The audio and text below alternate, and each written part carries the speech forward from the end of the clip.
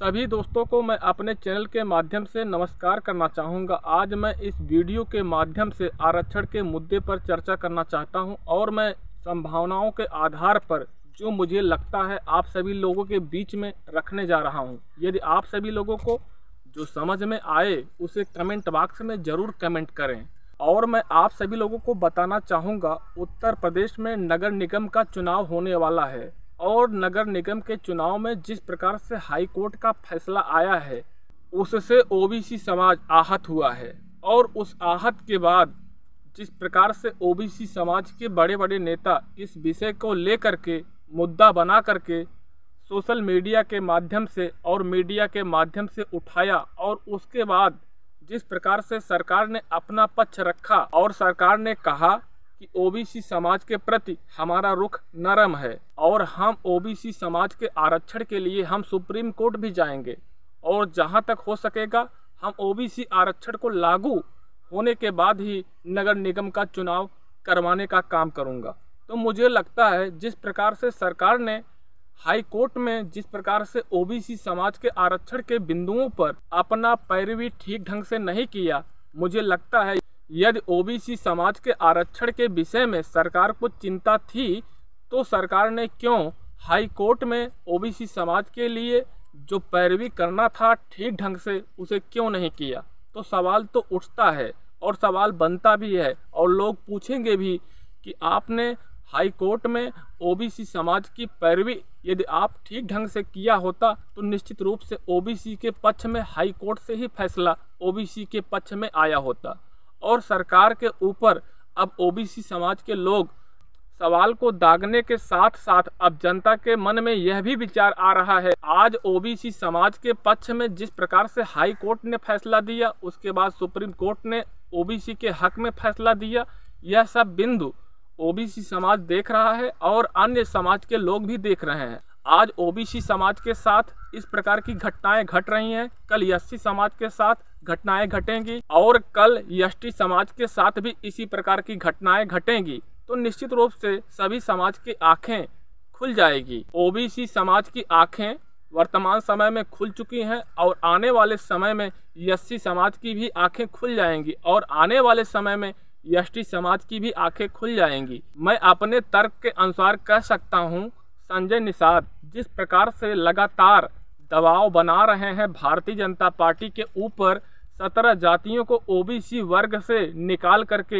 SC वर्ग में डालने की वकालत जिस प्रकार से कर रहे हैं, मुझे लगता है भारतीय जनता पार्टी आने वाले दिनों में संजय निषाद के दबाव में आकर के एससी समाज में उन 17 जातियों को शामिल करेगी जो ओबीसी समाज में वर्तमान समय में हैं। ऐसे में क्या 17 जातियां जब एससी समाज में शामिल हो जाएंगी, ऐसे में एससी समाज में जो पहले से जातियां हैं क्या उनको रोजगार मिल पाएगा? मुझे लगता है जब ओबीसी के 17 जातियां एससी समाज में शामिल हो जाएंगी तो निश्चित रूप से एससी समाज में जो पहले से जातियां हैं उनका अस्तित्व मिट जाएगा। और मैं बताना चाहूँगा जब यह 17 जातियां एससी समाज में शामिल हो जाएंगी तो एससी समाज की जनसंख्या भी बढ़ेगी, तो जनसंख्या के आधार पर एससी समाज का आरक्षण भी बढ़ाना पड़ेगा।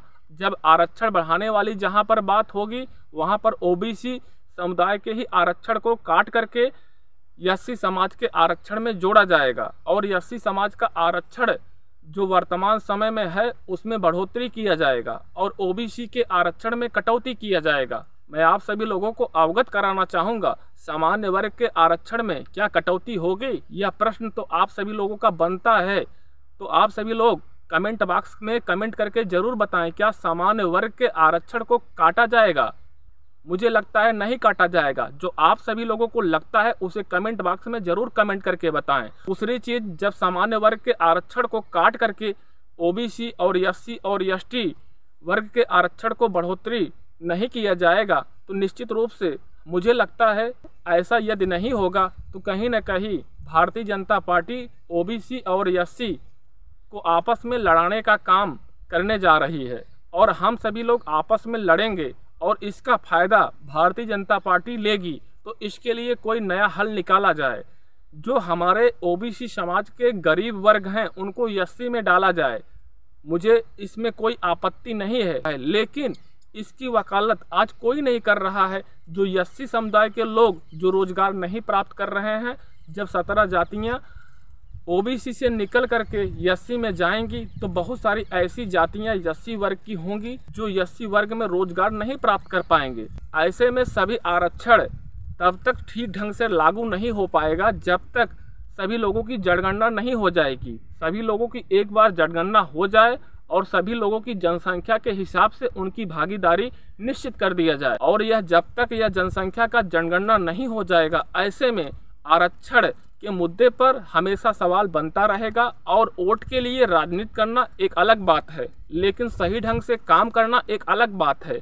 और सही ढंग से काम करने के लिए सही ढंग से सभी को भागीदारी मिले, इसके लिए जनगणना होना आवश्यक है। आप जनगणना नहीं करा पा रहे हैं और ओबीसी के आरक्षण को कहीं खत्म कर दे रहे हैं, कहीं एससी समाज में ओबीसी के जातियों को शामिल करने की बात चर्चा में आती है, और इसके आगे एससी वर्ग के जातियों को जो रोजगार नहीं प्राप्त कर पाएंगे उन्हें एसटी वर्ग में डालने की आप बात करेंगे। ऐसे में मुझे लगता है पहले जनगणना होनी चाहिए। जनगणना होने के बाद जनसंख्या के हिसाब से सभी समाज को सही ढंग से उनको भागीदारी दिया जाना ठीक रहेगा मेरे हिसाब से।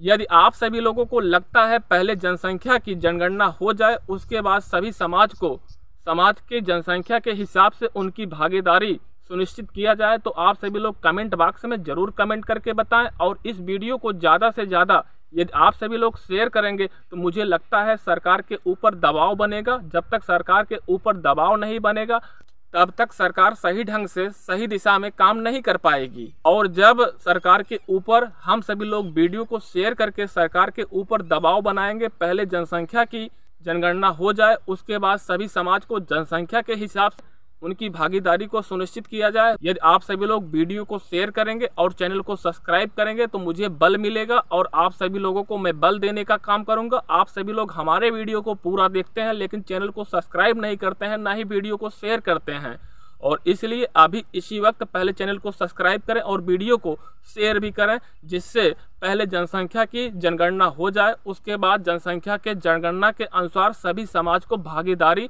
उसके हिसाब से ही सुनिश्चित हो। इसलिए आप सभी लोगों का वीडियो शेयर करना अत्यंत आवश्यक है, और मैं फिर मिलूंगा अगले वीडियो में। धन्यवाद।